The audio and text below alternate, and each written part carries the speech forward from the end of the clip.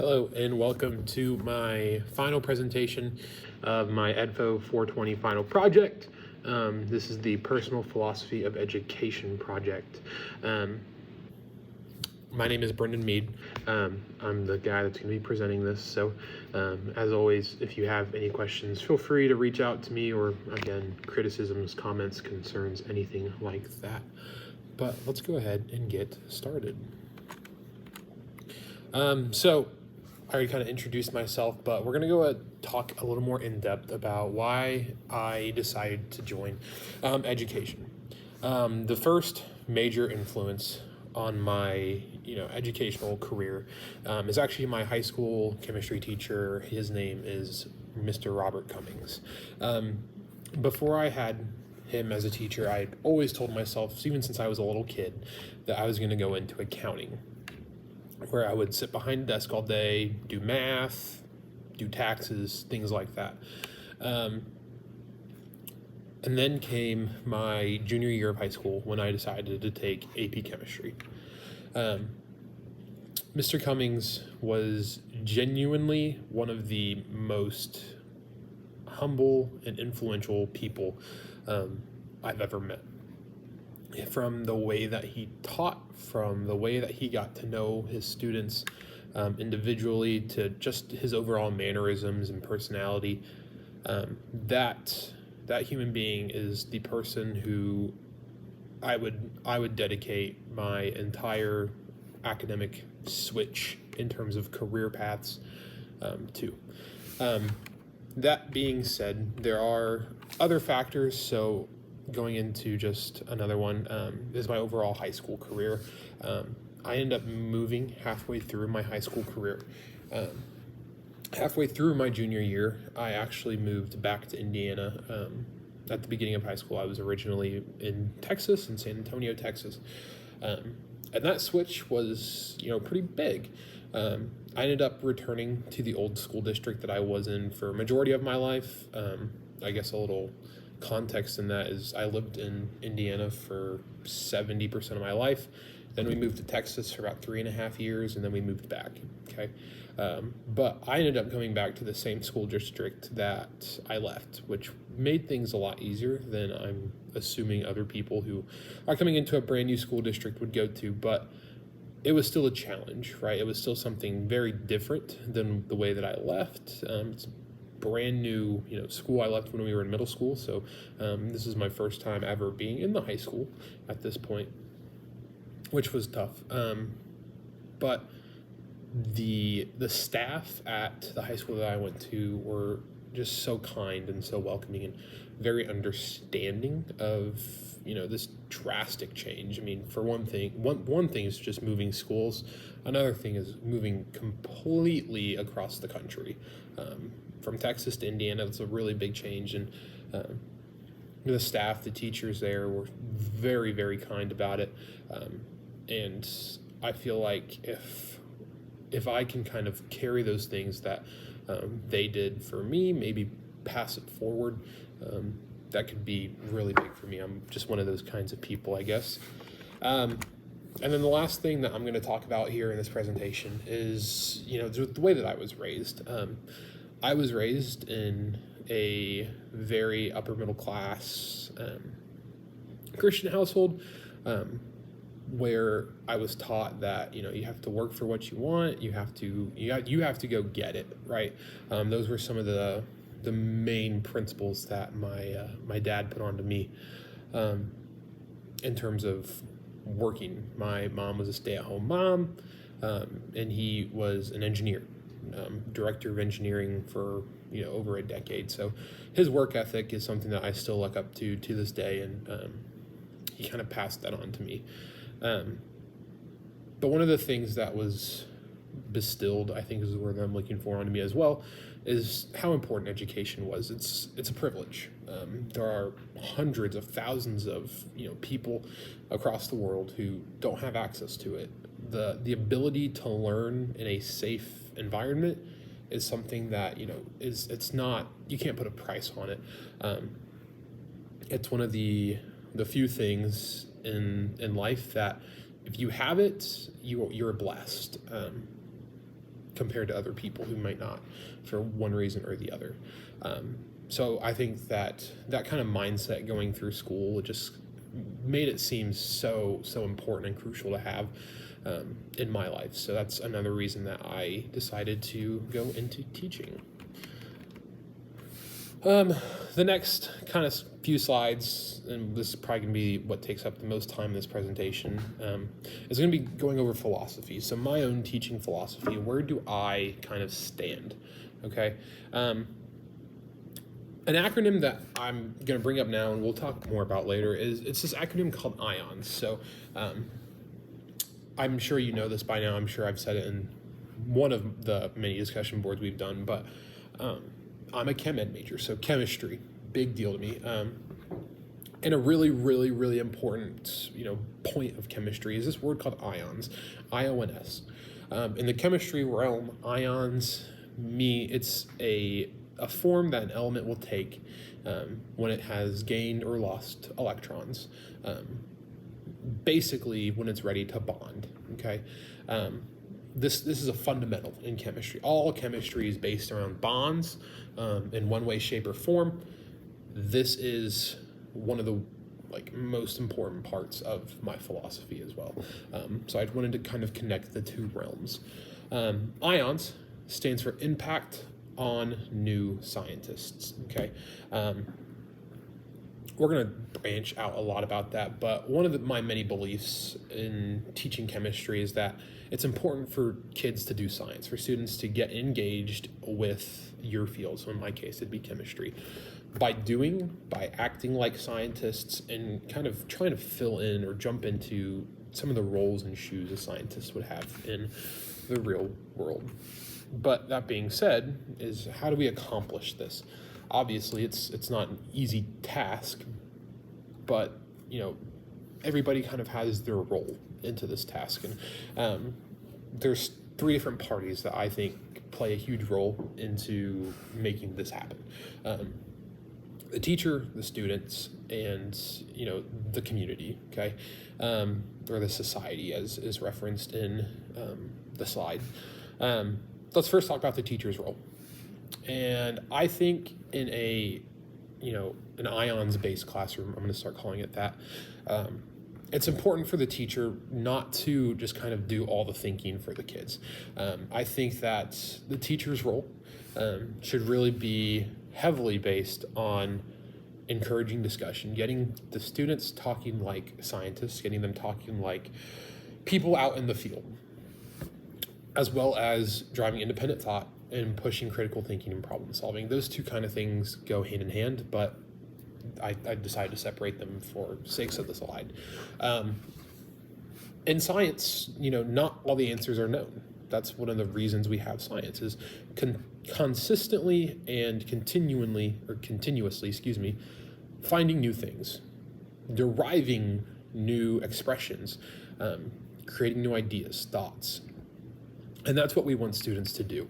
In a successful science classroom, in my opinion, based off of what I was taught, based on my own beliefs, students are going to be the ones that are being active in the scientific method. They're going to be solving problems. They're going to be creating ideas to solve those problems. They're going to have to do their own research to solve these problems, experiment to solve these problems. That's what I want a student to do in my classroom. But how do they do that? So now we need to talk about what the student's role is. And the student's role, simply put, is be active in the class. They need to, participate. They need to jump in, embrace the culture of the classroom. The sooner they do that, I think the more they get out of it, as well as the easier, this transition to a kind of classroom style that they might not be used to in, for say, in English, social studies, a non-science based classroom. And then they also, of course, not just participate, but embrace it. I kind of mentioned that again, so I'm not going to go too depth into that. But third and possibly most important is just grow. In science, we're constantly, doing new trials, changing small things to maybe impact the overall product of an experiment. we need them to grow as well. We need, meaning students, I mean. The more that they can grow in a classroom, I think the better. There's two different ways I think that students can grow, and that's as students and then as people. We'll talk more about that later, so I'm not going to go too in depth of it now. So that brings me to my third kind of prominent role, and that's society's role. So when I think society in terms of a high school classroom, I think a lot of it is just community-based.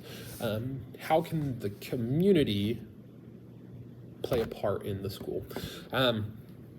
Number one, that I think a lot of school areas and communities kind of suffer with is, in my opinion, hear me out. I think it's important that the community kind of stands with the school.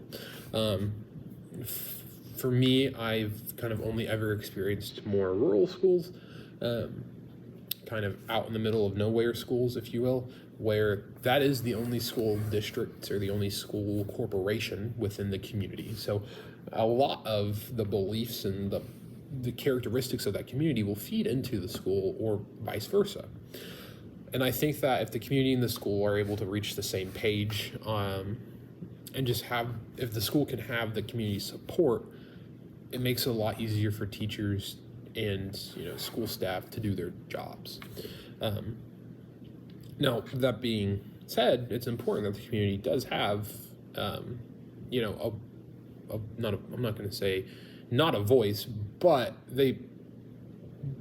they're engaged, I should say. We'll say that, engaged within the school, whether it's through athletic events, whether it's through, attending school board meetings, knowing what's happening in the school and knowing what's happening with their own children or other children within the school. I think it's crucial. That way, when something happens within the school, the parents in the school can kind of cooperate in order to figure out what they're going to do, and make it a together decision, if you will. I know this is only supposed to be 10 minutes. I apologize. This is not going to be 10 minutes. The next thing I want to talk about is, what's this all for? What is the purpose of, education in the secondary realm? I really do think education should be focused on the students. In every way. At the end of the day, teachers have jobs to teach students. We have places rephrase, checkpoints in a student's life that they need to hit, and it's our job as educators to help them hit them. There are two ways that I think that we should I'm going to rephrase. There's two goals that I think that we should see in a school, and that is for students to, number one, grow as learners, and number two, to grow as their own people. So let's start with number one here, as grow as a learner. It's no secret that I think the amount of critical thinking and thought that students should be doing in schools should be high. It's important to me that they leave my classroom able to work through a situation and come up with a solution, work through a problem and come up with a solution. And that's just part of being a good learner. It's learning from experiences, from new materials, through everything that is being done in the classroom or outside of the classroom and the community, on the sports field, etc., and bring that all together to come up with an educated way to solve a problem. The second thing that I have on the slide is growing into their own person. I think that in the high school realm, which is what I'll be teaching, and seeing students from ages of anywhere from 14 to 18, or slightly out of that range, depending on the circumstances, there's a lot of development that's done within those 4 years. And I think that's something that I'm not going to say can be tracked, but it's something that you should be able to notice within a student in your building. Like I said, for me, I've only ever seen rural schools, and I'll be teaching in a rural school. I already have my first job lined up, where I'll be the only physical sciences teacher in the building. So I will end up seeing every single student in that building at least once in their career, sometimes twice. And I think that being able to see that student, grow as, grow into their own person, that's coming up with their own ideas, trying to figure out where they stand on, certain topics. It's being able to think for themselves, and being able to see that growth and change, because it does, like, that's inevitable. It changes within high school.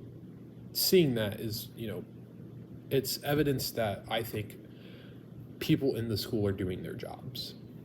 At the end of the day, yes, content is important, but for a lot of students who are not going to go into a chemistry heavy field, them knowing, how to separate a compound into atoms, is that going to be super duper important to them? Maybe, but probably not. However, being able to, think for themselves and come up with their own ideas and problem solve on their own is crucial. No matter where you go in life, that is a lifelong skill that I think all students should have. That kind of brings me into this next slide, which is evaluating. I'm going to go ahead and just go to this last one, because we've already talked about that last point, so I'm not going to hit it again. But looking at how students are growing as learners, this kind of even plays into a role as to what I was just talking about. But it's seeing our students being able to constantly and consistently figure problems out, solve issues.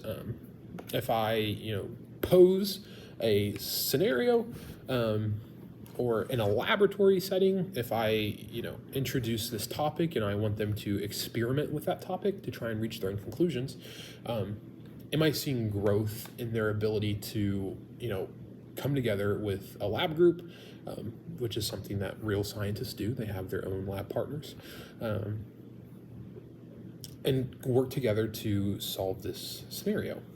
But then it's also our students being proactive in their own education. Are they showing that they want to learn? Are they asking questions? Are they questioning the literature maybe, or questioning the values that are being given to them in a chemistry setting? Are they wondering, where did this come from? Are they asking questions about those, topics? Are they advocating for their own growth? Is a more kind of summative, pardon my lack of pronunciation knowledge of that word, but you get what I'm saying. Are they putting it all together? Okay. Like I said, I'm not going to touch too much on that next one because I feel like we talked about that already, and I know I'm way over my time. Okay, I apologize for the break there. But we're at the part where ethics are, how do ethics play a role in education? In my opinion, and this is something I have always thought, I've always said, I've probably said 100 times in this classroom, or excuse me, this class. I guess there's no classroom, but you get my gist. It's relationship building. I think that at the root fundamentals of anything that we do as teachers, it has to start with being able to get to know your students. It's being able to build relationships with them, and use those relationships to, help students, learn content and understand content. The better you know the students, the better you know how to teach them. But it also provides an avenue for students, if anything were to happen. So don't think I need to go into that, but we all know, we've all seen.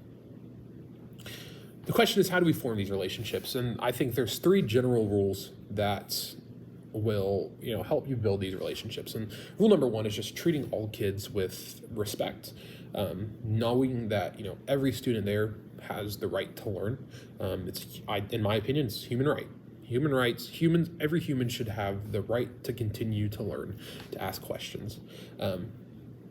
And at that, I think they should all be, treated to the same level. And that kind of brings me to rule number 2, which is promoting academic excellency. It's, holding all the students accountable. It's, expecting the best out of every student. Now, not everyone's best is the same, but expecting their best, at whatever level that is, that's crucial.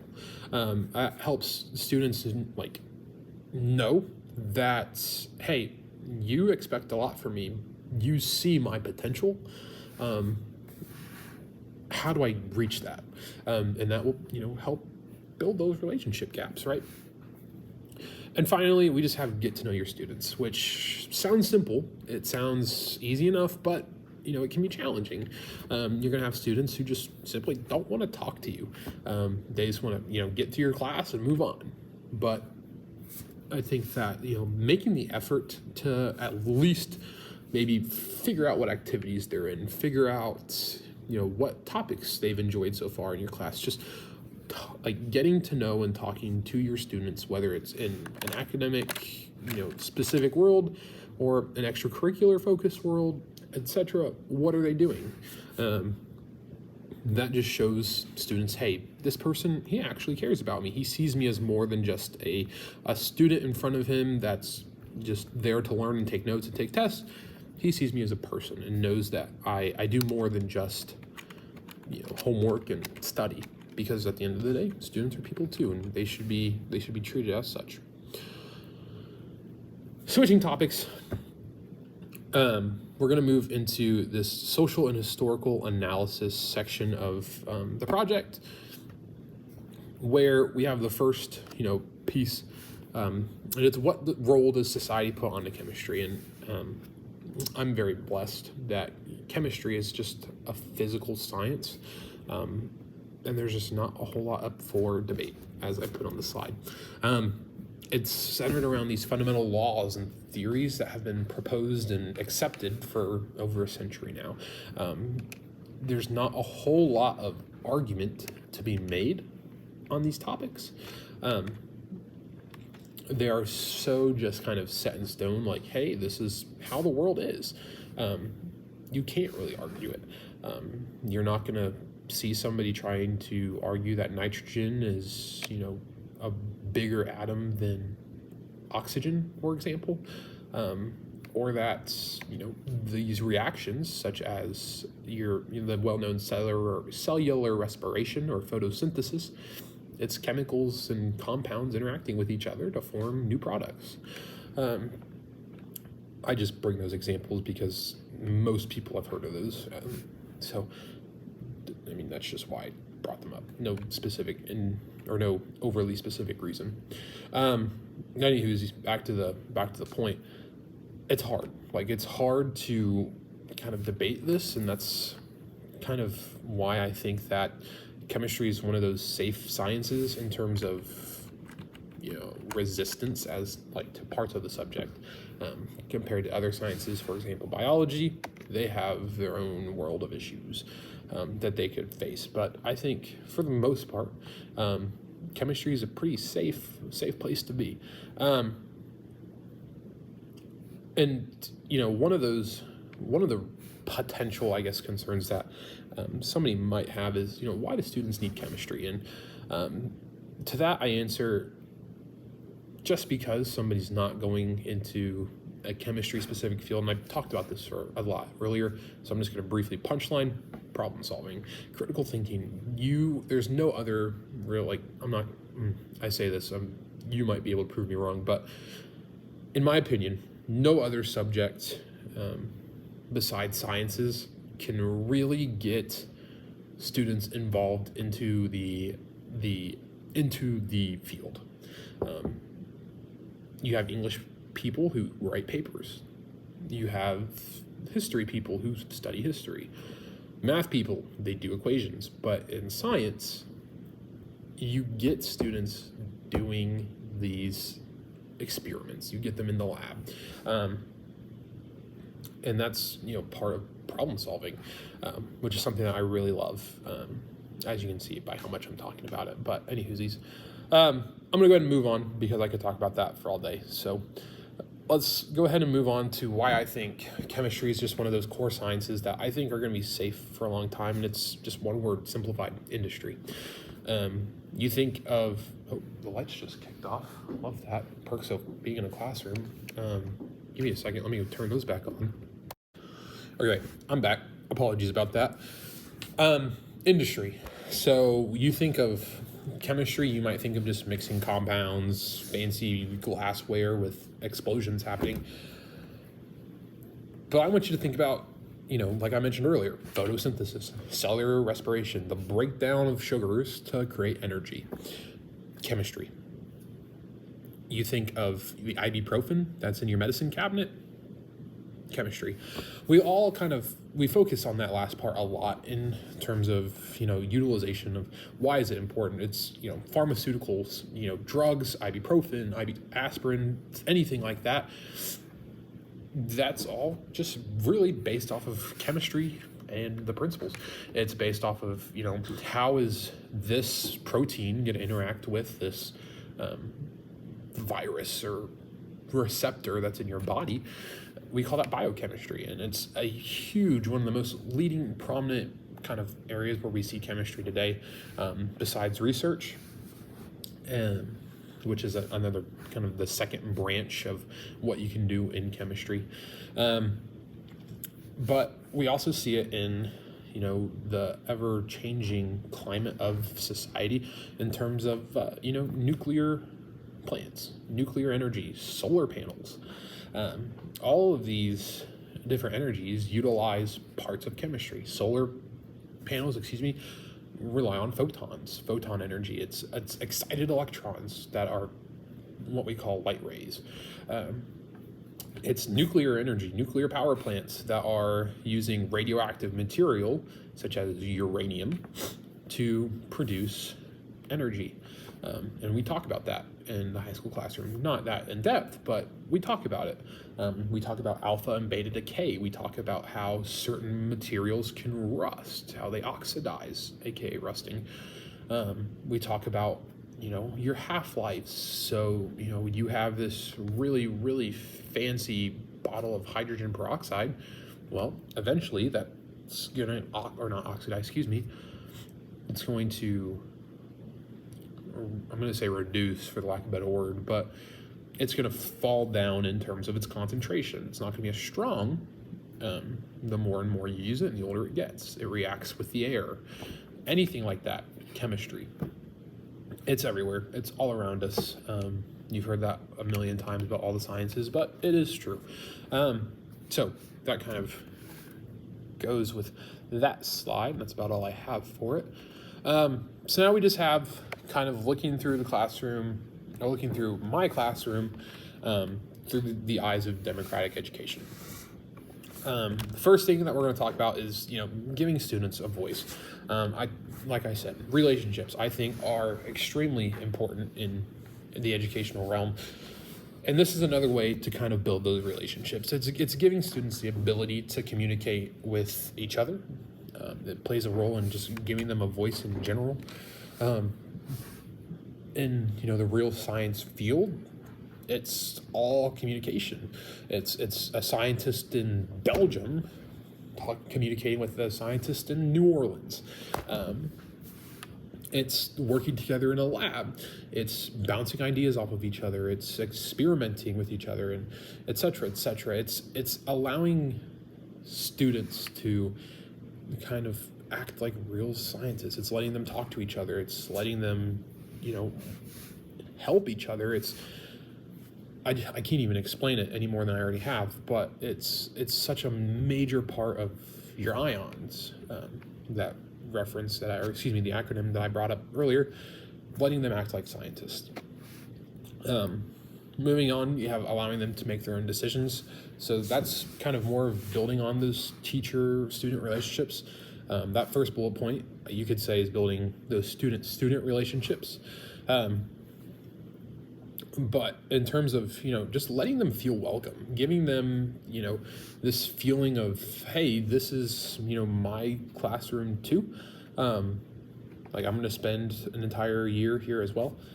Allowing them to kind of influence, for lack of better words, some of the things that go on. So whether that be something as simple as, a tardy policy to, hey, how do we feel? Are we ready for this big test on Friday, or do you guys want to push it back until, maybe next Monday?